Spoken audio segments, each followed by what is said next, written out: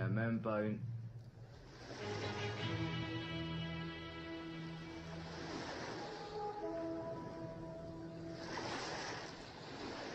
My God.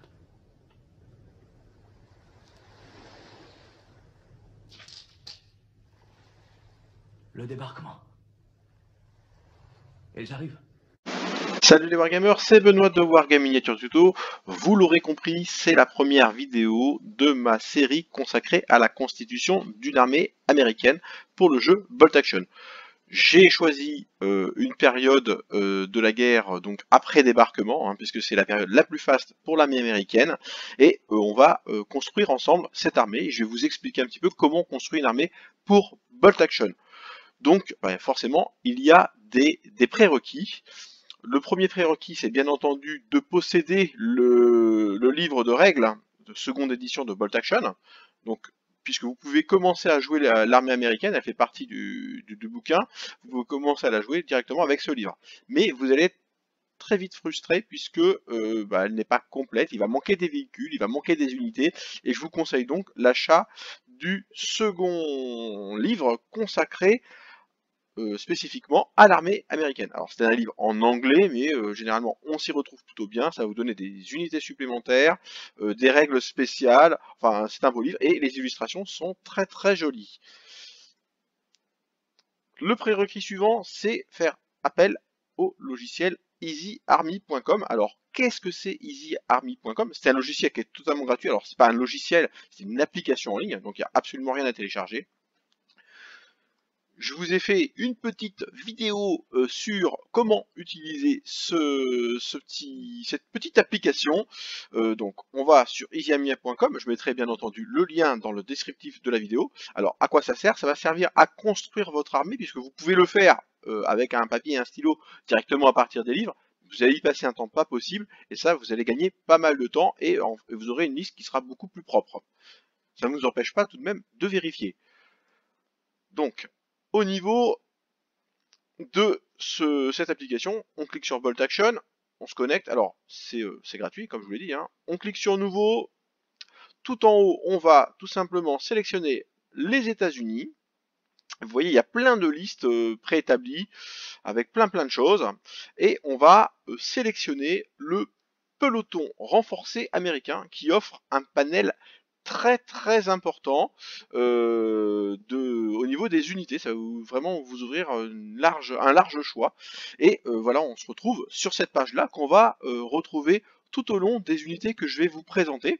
Donc vous vous douterez bien, on va commencer par les officiers et deux escouades d'infanterie qui sont, on va dire, le minimum requis pour jouer à Bolt Action avec une armée, quelle qu'elle soit, mais dans ce cas précis, c'est l'armée américaine. Donc on va les prendre dans l'ordre tout simplement. Cette première vidéo, je vais vous parler des officiers, mais également de l'infanterie. On aura une autre vidéo qui sera consacrée ce que j'appelle au support, donc tout ce qui touche, alors vous voyez, mitraillettes, les mortiers, les tireurs d'élite, lance-flammes, voilà, et également au canon. Et également une dernière partie qui sera consacrée aux véhicules. Alors fortification, je ne vais pas trop en parler parce que bon, je ne considère pas vraiment ça comme une unité. Mais avant de vous présenter les différentes unités, je vais déjà vous expliquer en quoi il est intéressant de jouer l'armée américaine dans Bolt Action. Alors, l'armée américaine, comme toute armée, a des règles qui lui sont spécifiques, et je vais vous expliquer ici les règles qui sont intéressantes pour cette armée. Tout d'abord, le tir en mouvement. Il faut savoir que l'armée américaine n'a pas de malus sur le tir en mouvement. On peut se déplacer et tirer sans avoir de malus, comme c'est le cas pour d'autres armées. Donc c'est une armée qui est plutôt mobile, et c'est un avantage qui est très intéressant. Deuxième avantage, c'est la communication. Alors la qualité de la communication, je devrais dire plutôt, puisque on peut, lors de certains scénarios, on est amené à faire rentrer des unités en renfort directement sur la table de jeu. Il faut savoir que l'armée américaine les fera rentrer plus facilement. La supériorité aérienne, c'est vraiment l'avantage que je préfère. Il faut savoir que chaque armée propose des observateurs aériens. L'armée américaine en a également, mais lui, il a l'avantage de ne pas disposer d'une, mais de deux frappes aériennes différentes. Donc ça, c'est vraiment très très bien, sachant que ce type de frappe-là est plutôt dévastateur. Donc ça, c'est vraiment un truc que j'aime bien, puisque bon, même si ça fait peu ou pas de dégâts, cette figurine va vraiment monopoliser l'attention de votre adversaire, tant le potentiel peut être destructeur. Et enfin, la diversité des unités. Ça, c'est vraiment un gros avantage de cette armée. À l'instar de l'armée allemande, l'armée américaine propose une large gamme d'infanterie, de support, de véhicules, de transport. Enfin, il y a vraiment matière à s'éclater au niveau de cette armée, euh, se faire plaisir avec une grande diversité d'unités classiques ou d'unités spécialisées, et au niveau des figurines, on va pouvoir avoir une belle diversité au niveau de la table de jeu, parce que les figurines, c'est important aussi. Et attaquez, attaquez, le voilà cet esprit combatif dont je parlais hier, messieurs. Ça, c'est un soldat, et s'il n'est que commandant, je le fais colonel. Ici la 23e section des Fossoyeurs du Génie. Nous sommes partie prenante dans cette opération. A-t-on jamais vu pareil enthousiasme et une telle volonté de vaincre? Ils sont même arrivés à mettre les Fossoyeurs dans le coup. Mais nom d'un chien, qu'est-ce que je fais ici? Bernard, donnez-moi mon uniforme! Nous revoici donc sur easyarmy.com pour constituer le début de notre armée. Donc pour commander notre armée, on a besoin d'un officier. Donc on va tout simplement cliquer ici et sélectionner le type d'officier que l'on veut avoir. On va commencer par un sous-lieutenant, on va pas être trop gourmand, et on va prendre par exemple un sous-lieutenant régulier. Ce qu'il y a d'intéressant, c'est que ce personnage peut disposer d'armes on va dire performantes, sans qu'il y ait de coûts supplémentaires, donc puisque c'est précisé comme illustré sur les modèles. Donc c'est plutôt intéressant. Et il peut être accompagné également d'autres personnes, donc on peut, et c'est la même chose pour les autres. Donc là, on va dire qu'on va l'accompagner d'un autre homme qui est régulier. Alors, c'est plus 10 points, vous voyez, comment on sélectionne. Et voilà. Ils seront deux, et deux armées de mitraillettes. C'est ce qu'il y a de mieux, moi, c'est ce que je préfère en tout cas. On enregistre.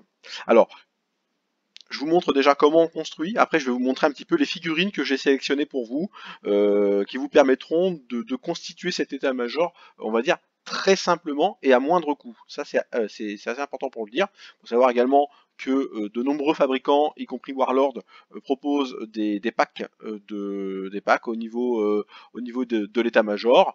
Ils sont très sympas. Je vous mettrai également les liens dans la description. Officier supérieur, alors officier supérieur c'est capitaine ou major, alors majeur, hein, ici c'est une traduction automatique, pas forcément intéressant pour nous tout de suite, on pourra le faire avec des armées qui sont plus importantes. On va partir vraiment sur une armée plus classique.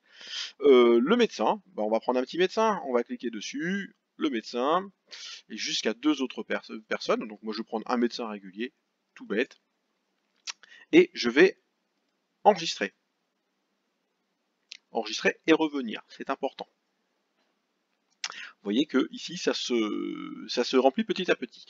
L'observateur avancé. Alors l'observateur avancé, c'est l'observateur avancé de l'armée de l'air. Il y a également l'artillerie, mais c'est moins intéressant pour les Américains, comme je vous l'ai expliqué il y a quelques instants.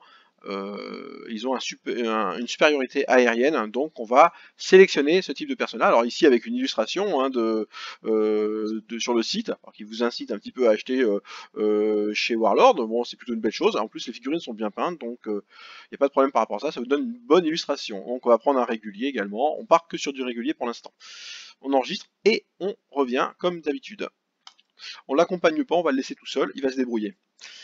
Et il existe également ce qu'on appelle l'aumônier. Alors l'aumônier, bon, c'est ceux qui donnent les derniers sacrements, tout ça. J'avoue que c'est une règle que je maîtrise moins, donc je ne vais pas en prendre pour l'instant. Voilà ce qu'il en est pour notre constitution d'armée. Si on veut avoir un visu de tout ce que l'on a fait, on peut tout simplement déjà cliquer ici, ça va nous donner tout le détail des différentes parties. Je vous conseille pas de le sélectionner hein, parce que bon, vous allez avoir une page qui va être très très grande. Mais ce qui est intéressant également, c'est de cliquer sur le bouton Vue. Vous cliquez dessus et ça va vous sortir une feuille toute propre de ce que vous avez déjà. Et ici, ce qui est intéressant, c'est également qu'il y a les règles propres à chaque personne. Et ici, avec les coûts, enfin bon, c'est vraiment des fiches qui sont plutôt complètes et qui sont très bien faites.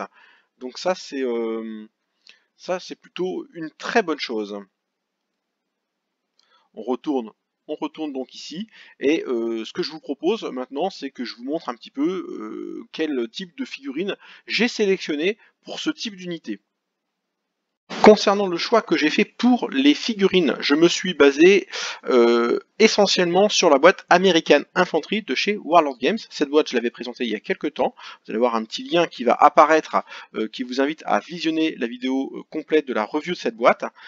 Pourquoi cette boîte est intéressante? Parce qu'elle contient déjà 25 personnages que l'on peut équiper comme l'on veut, et on peut faire donc des hommes du rang, de l'infanterie, mais également constituer son état-major. Donc il existe des états-majors tout faits, chez Warlord ou chez d'autres fabricants, mais moi j'ai voulu le constituer à partir de cette boîte-là.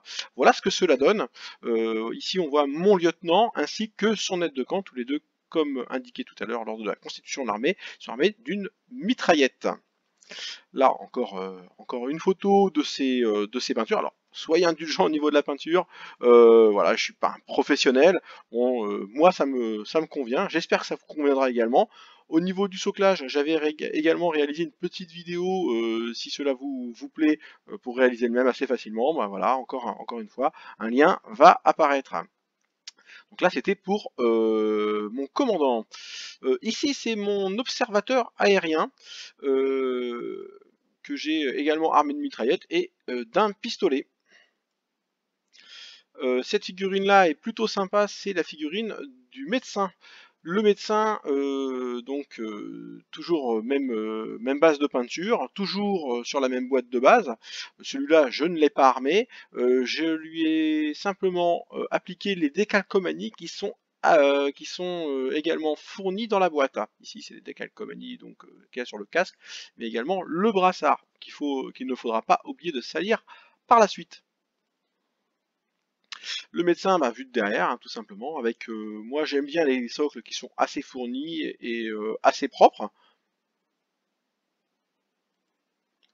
Et ici, l'ensemble de cet état-major, donc constitué d'officiers, observateurs, de mon officier, on va dire en chef, hein, mon sous-lieutenant, et son aide de camp, et également du médecin.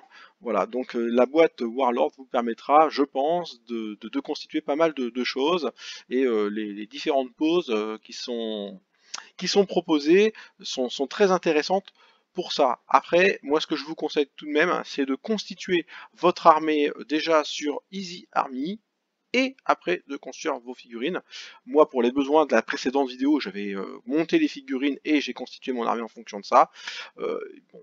Pour éviter les doublons et pour bien coller à l'armée que vous allez vous constituer, je vous conseille quand même de constituer votre armée avant de monter vos figurines.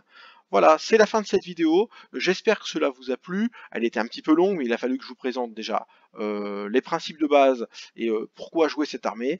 On se retrouve très très bientôt pour vous présenter les unités d'infanterie, de support et les véhicules. On fera tout ça dans une seule vidéo, donc ça sera assez condensé, mais ça m'évitera de faire toute une série de vidéos.